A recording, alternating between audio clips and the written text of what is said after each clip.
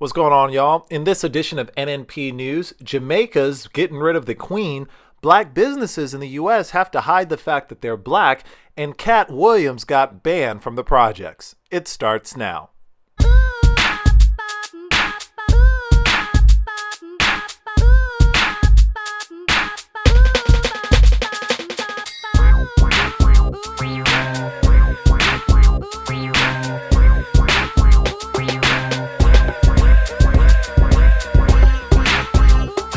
What's going on, everybody?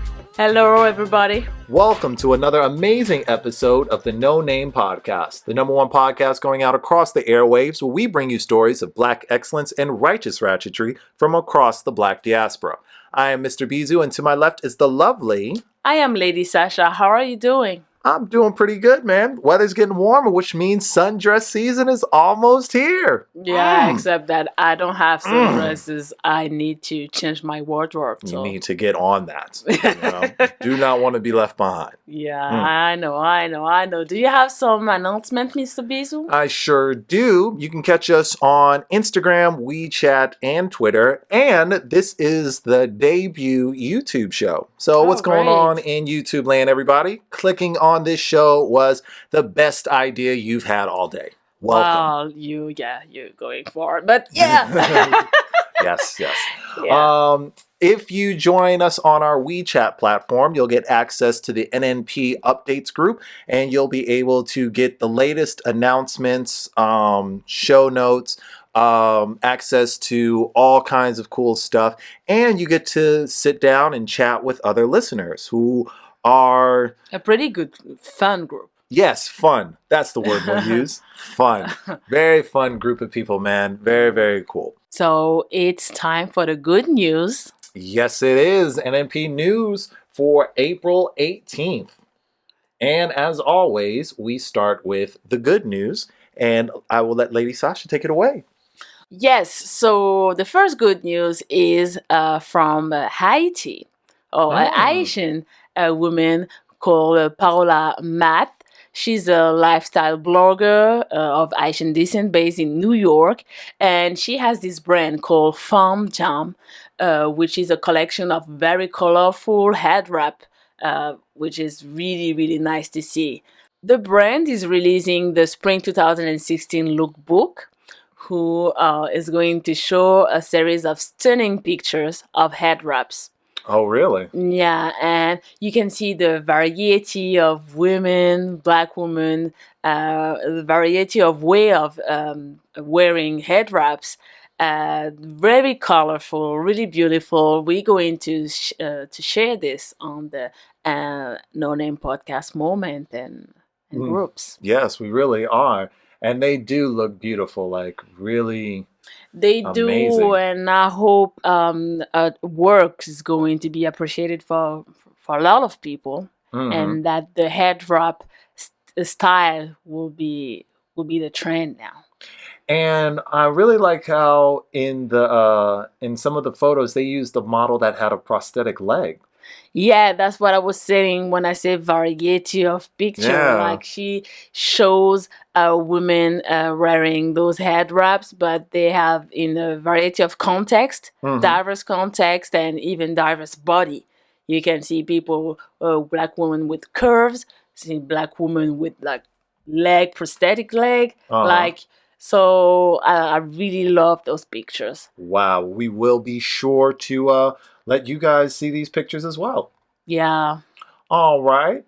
Next story that we have is coming to us from the U.S., and it is talking about Wendell Pierce investing in a $20 million plan to help restore Baltimore. Oh, he's the guy from The Wire, right? This is Bunk. Yes. Bunk out here trying to make the world a better place, man. He told Newsweek in an interview that he is planning to invest in a $20 million construction project to develop apartment buildings and provide job opportunities in Baltimore's art district. He said that we are putting together a job training program to train those who are disenfranchised to be part of the labor force that builds the apartments. Now, he also said that this was his response to the Baltimore uprising. He went on to say that the social justice movement of the 21st century is economic development. Putting people to work is the answer. We all know where violence comes from in the community. It's a residual effect of an underground economy. Basically, slanging that dough. The Baltimore plan creates a new economic engine.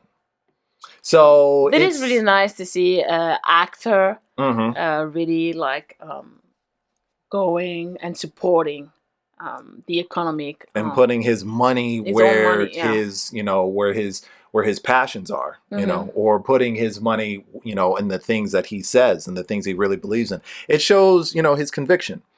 And there's always kind of been this thing in the past where you could either hold protests and marches and rallies, or you could set up a business, or, you know, just try to make money. And I've always felt like those two things shouldn't be apart. Like, you should be able to do things. You should be able to do those things together, you know, in order to help create opportunities for other people, you know. So it was not the first time that it was like giving back to the community. Apparently, for the Hurricane Katrina, is being helping already organization to rebuild homes. Yeah, this was back in 2007. Yeah, I want to say, yeah, like he's been doing this for a while now. You know, so shout out to him. Shout out to Wendell Pierce, man. He's my guy. He's really cool, man. I've always liked him. Always dug him as an actor. All right, moving on. What else do we have? We have news from Jamaica. Uh-oh. Yeah. Wagwan, Jamaica. I'm sorry. What the fuck? What was that? What was that? So, Jamaican lawmakers will debate a constitutional amendment that will replace breeding Queen Elizabeth II as head of state and make the island a republic. Oh, good. Get her out of here, man. Yeah, like it's been a while they've been talking about this actually in Jamaica. Yeah, they have. They went on to say that the legislative agenda also includes a proposal to set a fixed election date and term limit for the prime minister, as well as a proposal to fully legalize marijuana for special purposes. Wow, so they just going all out this year. They want to get rid of Queen Elizabeth, and they want marijuana to be legal. That sounds like like a plan I can get behind. Yeah. You know what I'm saying? That was that good news from the Caribbean. Yes, get rid of the old white lady, bring in the weed. That is something we can all to get with. For some people who don't know, Queen Elizabeth is also the head of state of other Caribbean nations. Including Barbados and the Bahamas. Yes. So they're all trying to get rid of her, but she's still the queen. Who was it? Trinidad and Tobago. They got rid of her. Yeah. And didn't Antigua get rid of her? I don't remember. Yeah, but some other people did. So yeah, man, sounds like they're trying to get her out the paint, man. Cool. Wish them best of luck.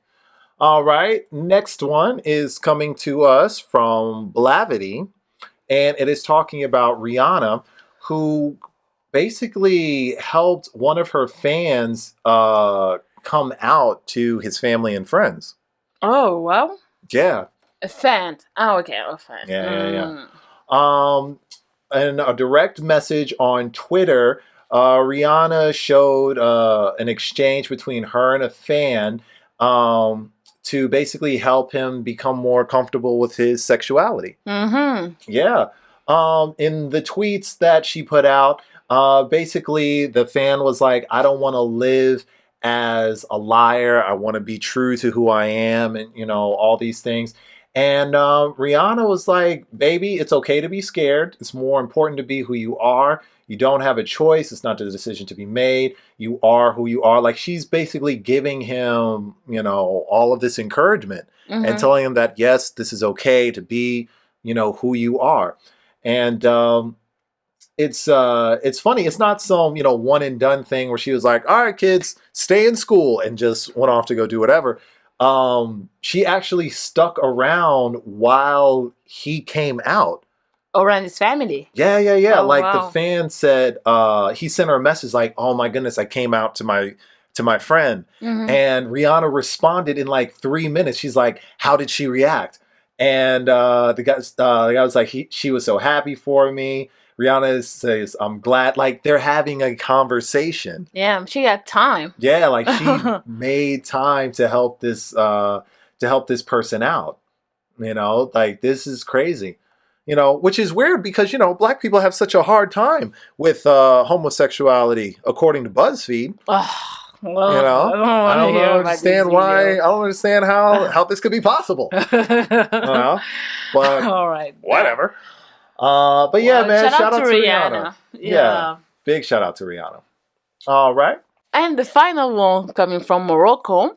Moroccan NGOs launched anti-racism campaign to push authorities into addressing plight of migrants. Oh, okay. Yeah.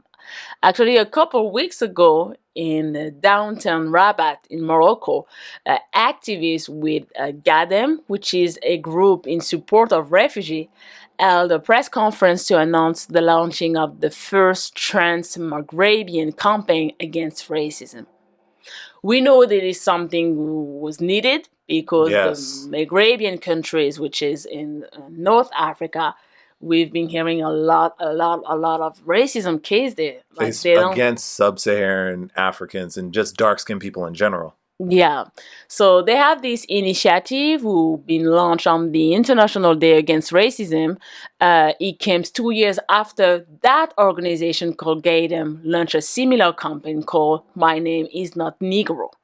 Wow. It's focused strictly on Morocco, and they're trying to gain legal status there for sub-Saharan migrants.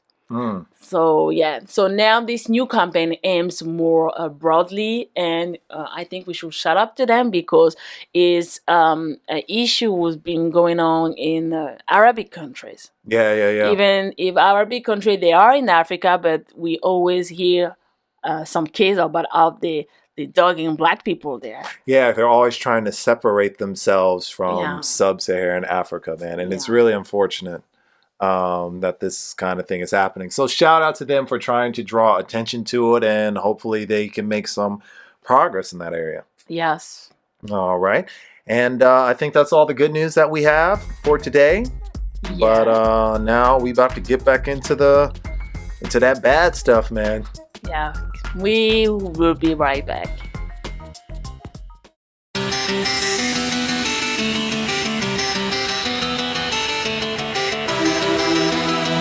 This episode was brought to you by Madame Shea.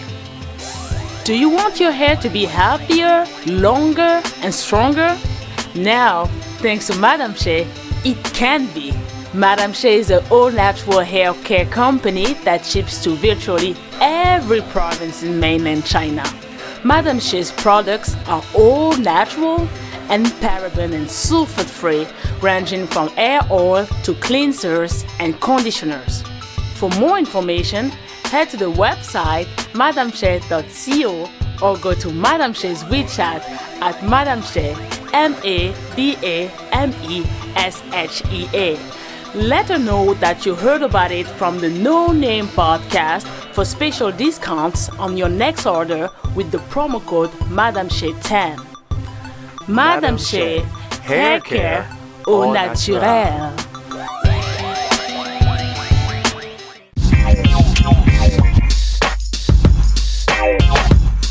Thanks for checking out another episode of the No Name Podcast, or NNP.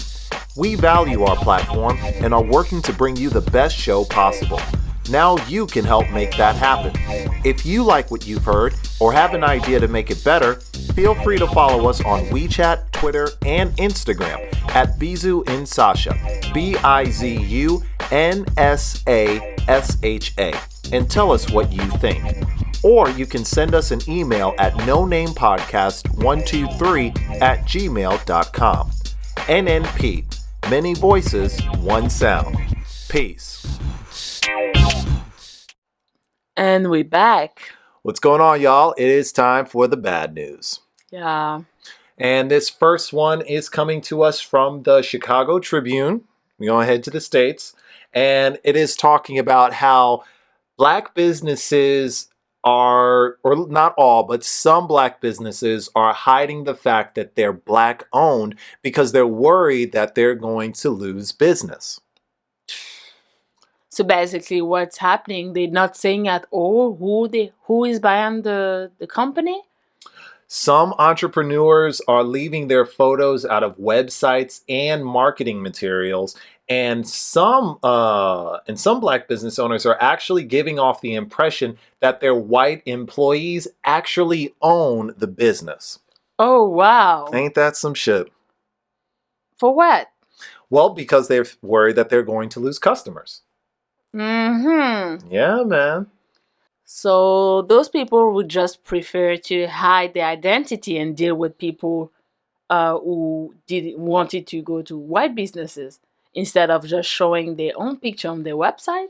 Well, apparently what they're saying is that if they say that this business is black owned, then people will assume that the business isn't for them and they won't buy their products or they won't use them and they'll take their money elsewhere.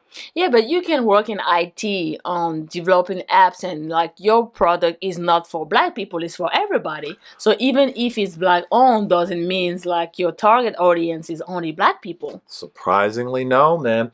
According to Chicago tech entrepreneur James Parker, he's opted to keep his image out of the promotion of his bestdatenight.com, which offers discounted date outings. He said the idea in any tech startup is to grow it and to make a lot of money and then you dump it so you can make more money. But he said that as soon as you say it's black owned, white people will believe it's only for black people and black people will look for something wrong with it. Ain't What? that fucked up? No, that person who's been talking is clearly anti-black people. According to a 2014 Nielsen report on African American buying habits, 55% of blacks with household incomes of at least $50,000 said they would buy or support a product if it was sold or supported by a person of color. But only 20% of non-African Americans in the same income bracket felt the same.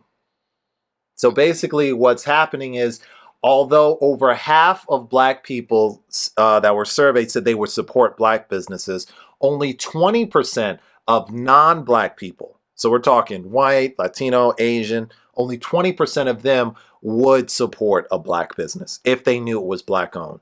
Oh, wow. Yeah. We've actually, there's this thing that's called the black tax. Mm-hmm. And, some people have tried to dismiss it saying like, oh, that's not true. But when we say black tax, we're not talking about an actual tax, but we're talking about the amount of money that you actually lose once knowledge that your business is black owned comes out. Like this is a very real thing, Yeah. And that's why I think it's kind of ridiculous when I hear, black people talking about, we don't support each other. Like, this is ridiculous, especially when it comes to business, because we're the only people that support black businesses. Mm-hmm. You know what I'm saying? Mm-hmm. So when black businesses fail, it's not because of us.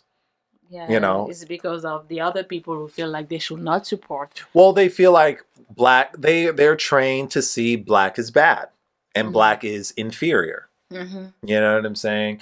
And that kind of feeds into what the tech guy was saying, James Parker, about how black people will look for something wrong with it. It's because we've been trained to see black as inferior.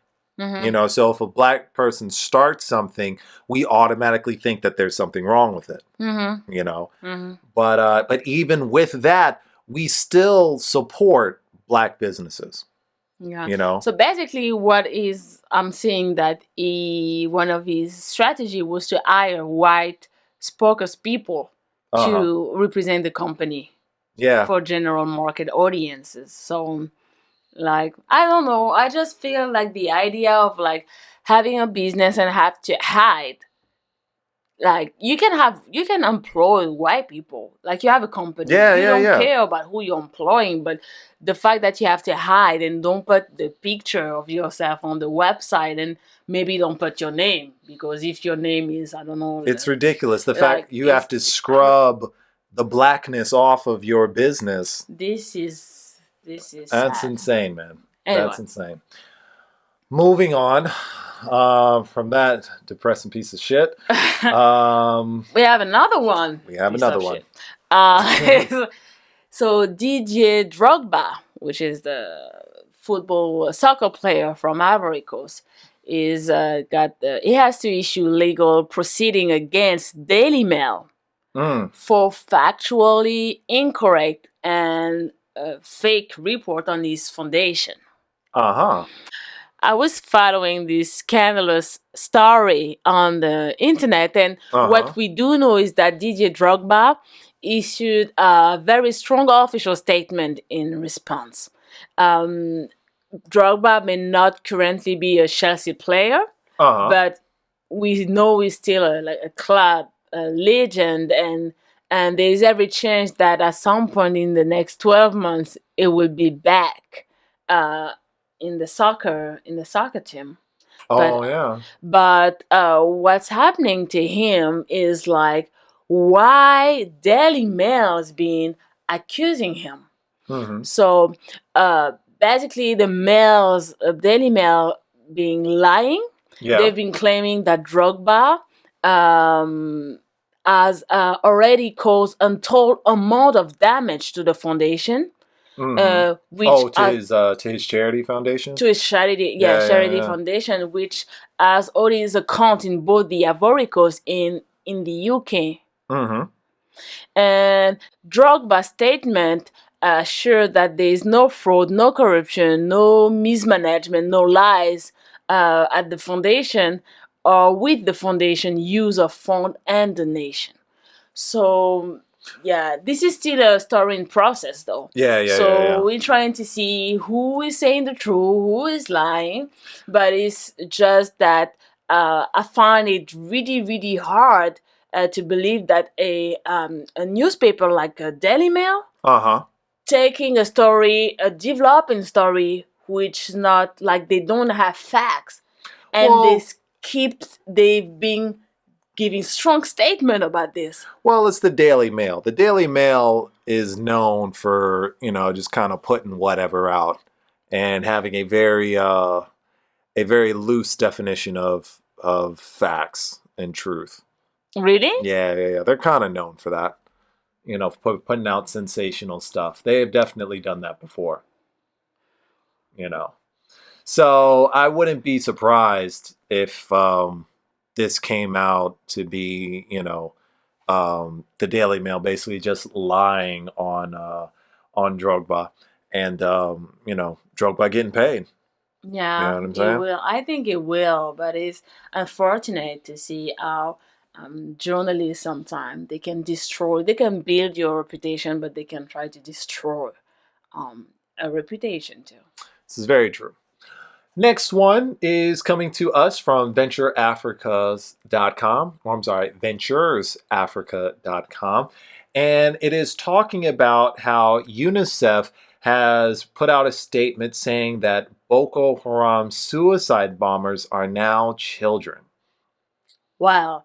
We knew that from the beginning when they've been kidnapping all those girls. We don't even have any feedback. It's been, 2 years now? Yeah.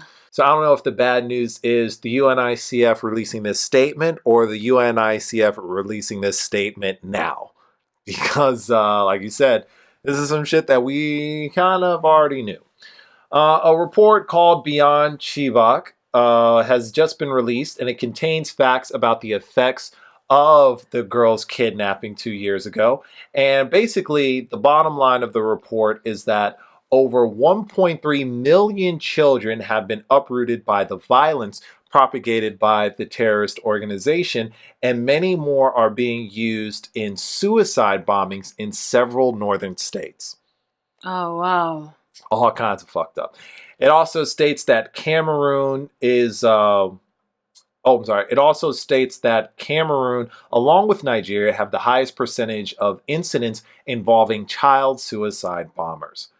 Now, they are saying that the kids being used in these suicide bombers, they may not be the girls that were kidnapped, but they're still kids.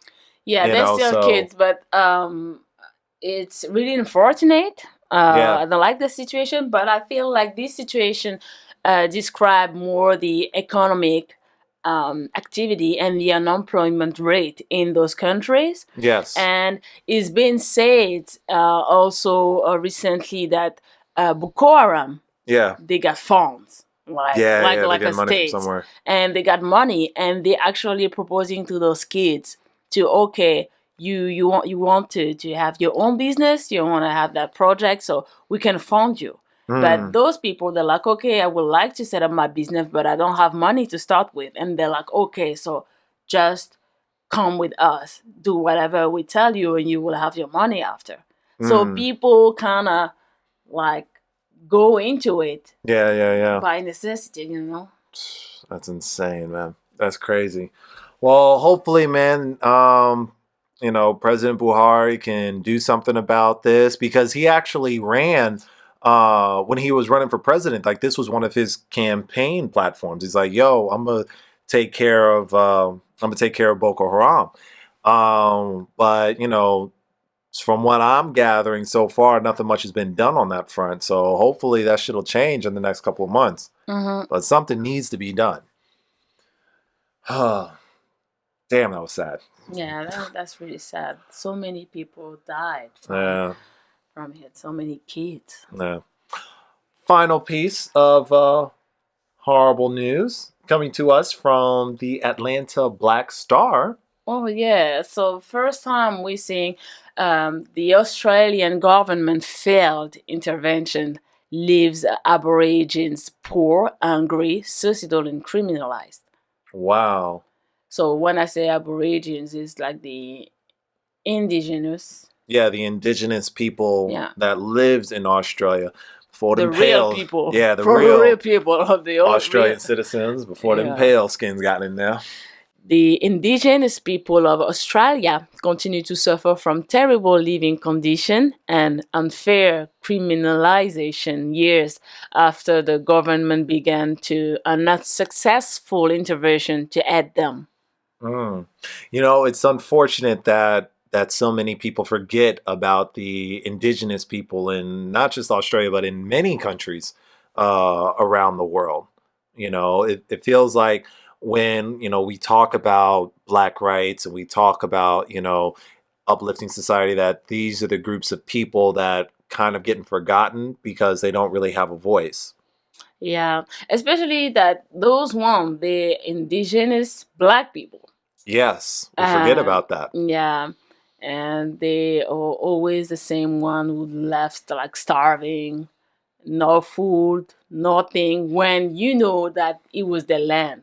Yeah. So this, I think, is kind of a pattern. Like they always do that everywhere white came Mhm. and find out some people was living there. They're like, not anymore. Like, Exactly, and yeah, yeah, so that's really sad. it's basically a reservation, where they say that, like you said, they don't have running water, consistently available electricity, sanitation. This is like how the reservations in the States are. Yeah. A lot of reservations in the States But are that's like how they this. kill them all, Yeah. because those people, they suffer, they have every kind of disease, they drinking alcohol, suicidal, like they have no future. So it's kind of, that's how a whole community can instinct. Uh-huh. So And this is something that should be familiar to everybody. The Australian government has also criminalized Aboriginal Australians, like you said, at a disproportionate rate compared to those who are non Indigenous. The Drum also reported that in the past 20 years, rates of incarcerated Indigenous Australians have risen from 1 in 7 to 1 in 4. These people only make up 2.5% of the country's population, yet they make up 26% of the prison population. oh wow. So some pretty familiar patterns there. Yeah, it looks like it. It looks like the United States, actually. I'm sorry. Yeah. Yeah, but that's why every time I'm saying, I was talking to my friend, I was like, you know what? Black community, if we don't pay attention, we can extend. And she was looking at me like, oh, you crazy. Yeah, And yeah, I'm yeah. like, look at the indigenous people. And she was like, yeah, but they are the indigenous people. But This is true. when you see back them, I think we should kind of learn a lesson of how they got them. This is true. But I'm just saying. Just saying. Well, in any case, that is all the bad news, and we'll be right back for the crazy news.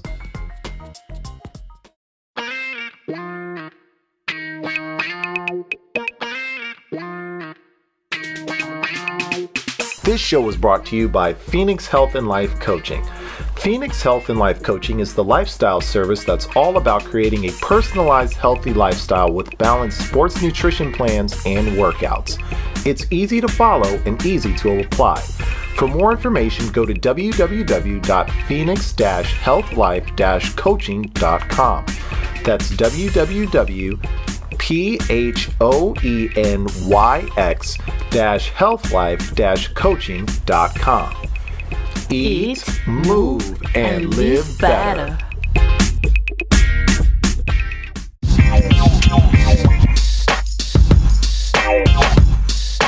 You're listening to another episode of the No Name Podcast, or NNP.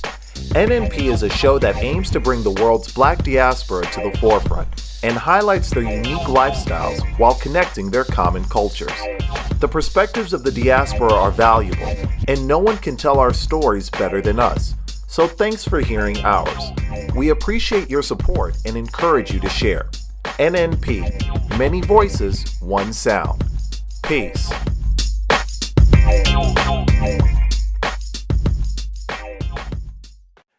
All right, y'all. And we're back with the crazy stories. Yes. Did you see that shit? And we have quite a bit, actually. It took us a while to actually narrow the list down. But we're just bringing you guys three. First one, where's it coming from? The first one is coming to us from the U.S. Of course. Always find a crazy nigga in the States.